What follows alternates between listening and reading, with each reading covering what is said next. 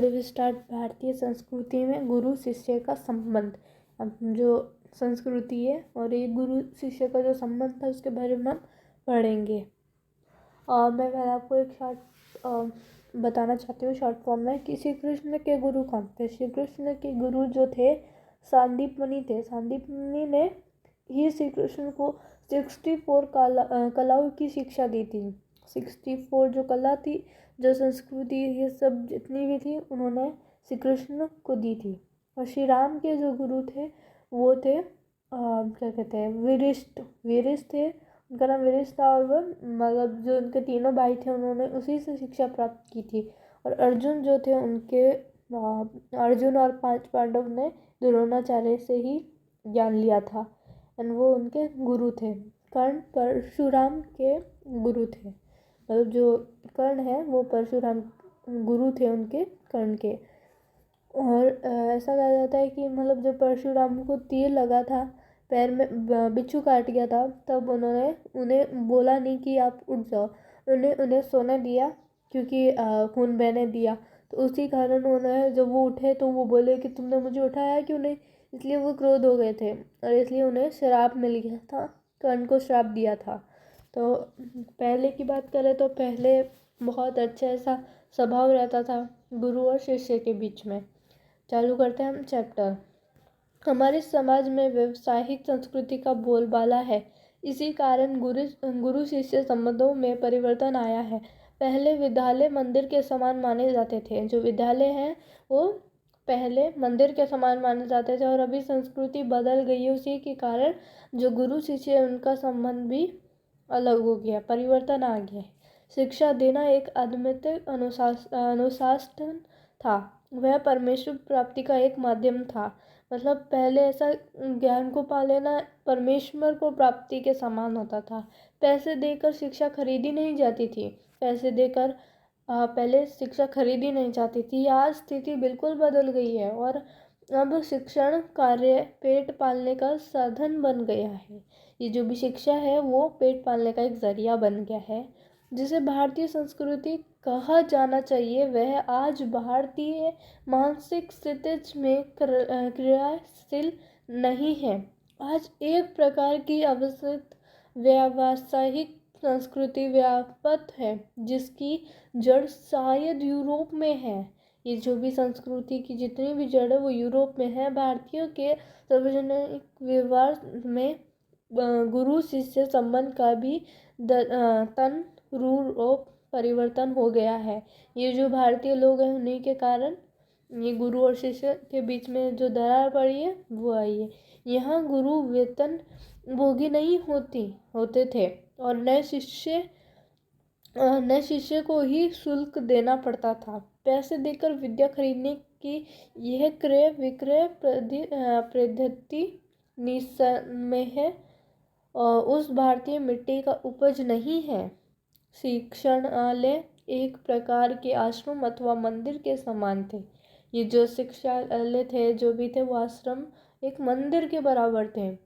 गुरु को सात परमेश्वर की समझा जाता था। मतलब जो साक्षात परमेश्वर समझा जाता था गुरु को। शिष्य पुत्र से अधिक प्रिय होते थे। जो शिष्य थे वो अपने पुत्र से भी ज़्यादा अधिक प्रिय होते थे गुरु को।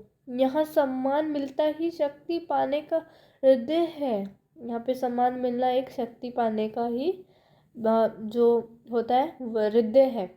प्राचीन काल में गुरु की शिक्षादान क्रिया उनका अद्वितीय अनुशासन थी। परमेश्वर प्राप्ति उनका एक माध्यम था। वह आज पेट पालने का जरिया बन चुका है।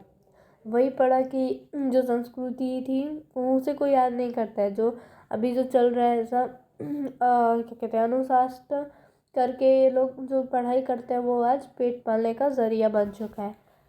प्रारंभ में विवेकानंद को भारत में महत्वपूर्ण स्थान प्राप्त नहीं हुआ, पर जब उन्होंने अमेरिका नाम कमा लिया तो भारतवासी दौड़े मालाएं लेकर स्वागत करने लगे। जो विवेकानंद है वो जब उन्हें अमेरिका में नाम मिला तो भारत लोग उनके पास दौड़ के गए उनके स्वागत के लिए। जब रविंद्रनाथ ठाकुर को भी नोबेल पुरस्कार मिला तो बंगाली लोग दौड़े।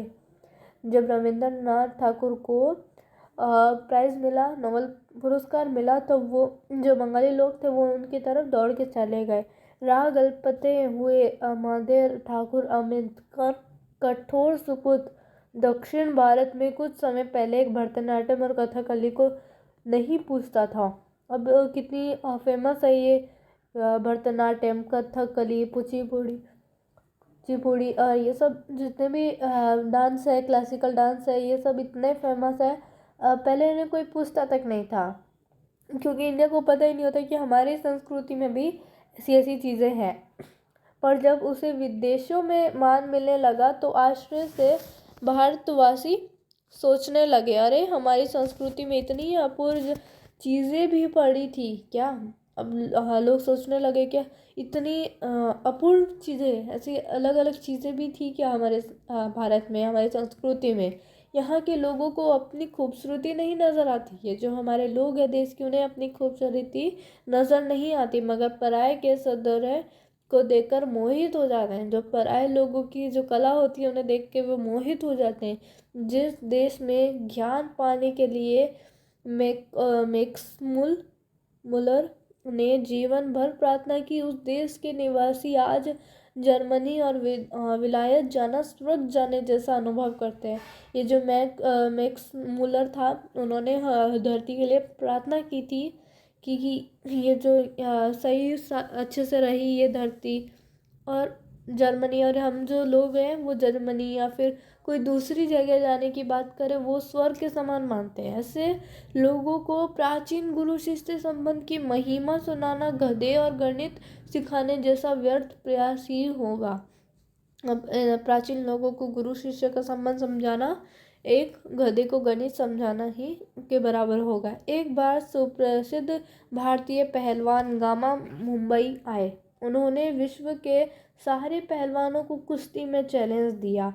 अखबारों में यह समाचार प्रकाशित होते ही एक पारसी पत्रकार ने तो अब ऐसा हुआ था कि कुश्ती में एक गामा पहलवान ने कुश्ती में किसी को मतलब हाँ एक चैलेंज दिया, ओपन चैलेंज दिया। अखबार में समाचार में वो छपवाया कि उत्सुकतावश उनके निकट पहुंचकर उन्हें पूछा। अब जो अखबार जो पत्रकार था उसने उससे पूछा पास जाके, साहब विश्व के किसी भी पहलवान से लड़ने के लिए आप तैयार हैं तो आप अपने अमुक शिष्य से ही लड़कर विजय प्राप्त करके दिखाओ। गामा आजकल के शिक्षा क्रम में रंगे नहीं थे। अब जो गामा था वो उससे मतलब जो पत्रकार था वो बोला कि तुम अपने शिष्य से लड़के दिखाओ, तो गामा क्या बोलता है, आजकल के शिक्षा क्रम में रंगे नहीं थे। इसलिए उन्हें इन शब्दों हैरान जो बोले, उन्होंने जो शब्द बोले वो हैरान कर दिया। आगे फाड़कर उस पत्रकार का चेहरा ताकते ही रह गए, उसका चेहरा ही देखते रह गए। बाद में धीरे से कहा, भाई साहब मैं हिंदुस्तानी हूँ। और जो गामा पहलवान है उन्होंने कहा, भाई मैं हिंदुस्तानी हूँ, हमारा अपना एक निजी रहन सहन है। वो बोलते कि हमारा एक निजी रहन सहन है, शायद इससे आप परिचित नहीं हैं। जिस लड़के का आपने नाम लिया बोलते आप इससे परिचित नहीं हो, आप इसे जानते नहीं हो, वह मेरे पसीने की कमाई है। जो बोलते हो जिसने आपका नाम जो अपने नाम लिया वो मेरे पसीने की कमाई है, मेरा खून है और मेरे बेटे से भी अधिक प्यार है इसमें, और मुझ में फ़र्क नहीं ही कुछ नहीं है। वो बोल रहे कि इसमें और मुझ में कोई फ़र्क नहीं है, वो मेरे बेटे के समान है और मेरे बेटे से ज़्यादा प्रिय है वो मुझे। मैं लड़ा या वो लड़ा दोनों बराबर ही होगा। बोलते कि वो लड़ा या फिर मैं लड़ा बराबर ही है। हमारी इस परंपरा को आप समझने की चेष्टा कीजिए। बोलते कि ये जो परंपरा है इसे आप समझने की कोशिश कीजिए। हम लोगों को वंश परंपरा से शिष्य परंपरा अधिक प्रिय है। ख्याति और प्रभाव में हम सदा ये चाहते हैं कि हम अपने शिष्य से कम प्रभावी रहे, यानी हम यही चाहेंगे कि संसार में जितना नाम मैंने कमाया उससे कहीं अधिक मेरे पिता कमाए। मुझे लगता है आप हिंदुस्तानी नहीं हैं। वो बोलते हैं कि जो शिष्य है वो बहुत ज़्यादा इम्पोर्टेंट रहता है गुरु के लिए, और जो वो पिता नाम कमाए या फिर मतलब जो पिता अधिक नाम कमाए वो क्या कहते हैं वो चाहते हैं कि ये मतलब जो अपने बेटे के समान मानते हैं उसे, कि वो अधिक मतलब वो खेले या फिर वो मैं खेलूं उसी के समान। यानी हम यही चाहेंगे कि संसार में जितना ना मैंने कमाया उससे अधिक मेरे पिता कमाए, मतलब जितना मैंने कमाया उससे ज़्यादा मेरे पिता कमाए। मुझे लगता है आप हिंदुस्तानी नहीं है। उन्होंने बोला कि आप हिंदुस्तानी नहीं है, मुझे नहीं लगता। भारत में गुरु शिष्य संबंध वह भव्य रूप आज साधुओं, पहलवानों और संगीतकारों में थोड़ा बहुत ही सही पाया जाता है। भगवान रामकृष्ण बरसों योग्य शिष्य को पाने के लिए प्रयत्न करते रहे। बरसों शिष्य जो रामकृष्ण थे वो क्या कहते हैं, उन्हें शिष्य मिलने के लिए उन्होंने बहुत प्रयत्न किए। उनके जैसे व्यक्ति को भी उत्तम शिष्य के लिए रो रो कर प्रार्थना करनी पड़ी थी। उन्होंने रो रो कर प्रार्थना की थी अच्छे शिष्य के लिए।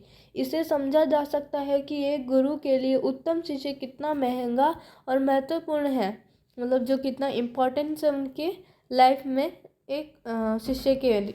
स्थान प्राप्ति वर्ग उन्हें दुख नहीं देता, पर बगैर शिष्य के रहने के लिए वे एकदम तैयार नहीं होते। इस संबंध में भगवान ईसा का एक कथन था, स्मरणीय है। उन्होंने कहा था, मेरे अनुयायी वे एकदम तैयार नहीं होते। इस संबंध में भगवान ईसा का एक कथन सदा स्मरणीय है। उन्होंने कहा था, मेरे अनुयायी लोग मुझसे कहीं अधिक महान हैं और उनकी जूतियाँ होने की योग्यता भी मुझ में नहीं है। जो भगवान ईसा जो जीसस क्राइस्ट, उन्होंने बोला था कि जो मेरे को जो मानते हैं वो मैं उनके जूतियों के बराबर भी नहीं हूँ। यही बात गांधी जी लोग मुझसे कहीं अधिक महान है। जो मतलब गांधी जी को जो मानता है ना वो जानता है। यही बात गांधी जी बनने की क्षमता जिनमें है उन्हें गांधी जी अच्छे लगते हैं। जिन्हें गांधी जैसा बनना है वो उसे गांधी जी अच्छा लगता है। और वही उनके पीछे चलते भी विवेकानंद सिर्फ उन्हें पसंद आएंगे जिनमें विवेकानंद बनने की अद्भुत शक्ति निहित हो। जिनमें ज़्यादा अद्भुत शक्ति होगी वही विवेकानंद जैसा बन सकता है, बाकी कोई नहीं बन सकता। कविता के मर्मज्ञ और रसीम सभ्य कवि से अधिक महान होते हैं। संगीत के पागल सुनने वाले ही सभ्य संगीतकार से अधिक संगीतकार आस्वादन करते हैं। यहाँ पूज्य नहीं पुजारी ही श्रेष्ठ है। बोलते हैं कि जो कवि बोलते हैं कि संगीत पागल सुनने वाले ही सभ्य संगीतकार से अधिक संगीत रसास्वादन करते हैं। यहाँ पूज्य नहीं पुजारी ही श्रेष्ठ है। यहाँ सम्मान पाने वाला संगीतकार से अधिक संगीत का रसास्वादन करते हैं, मतलब जो गाने वाला होता है उससे ज़्यादा सुनने वाले होते हैं।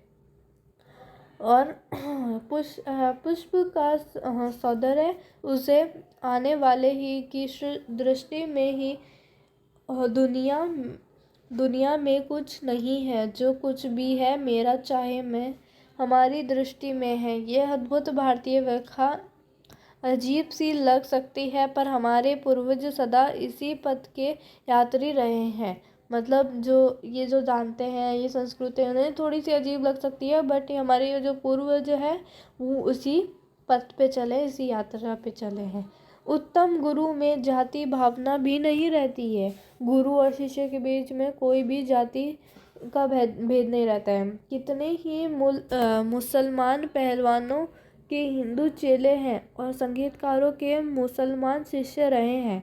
मतलब बहुत सारे ऐसे हैं कि हिंदू है वो मुसलमान शिष्य रहे हैं, मतलब वो जो हिंदू है वो उनके गुरु होते हैं। यहाँ परख गुण की साधना की और प्रतिमा की होती है, भक्ति और श्रद्धा की ही सीमित है, न कि जाति संप्रदाय आचार विचार या धर्म की। मुझे क्या लिखाया था एक विद्वान मुसलमान ने ही बोलते कि क्या लिखाया था एक मुसलमान ने, उन्होंने कभी नहीं सोचा कि ये हिंदू है और मुसलमान बनना चाहिए। पुराने ज़माने में मौलवी लोग बड़े बड़े रामायणी होते थे और आज देहातों में भरत मियाँ रजित मियाँ आदि अधिक संख्या में दिखाई देते हैं।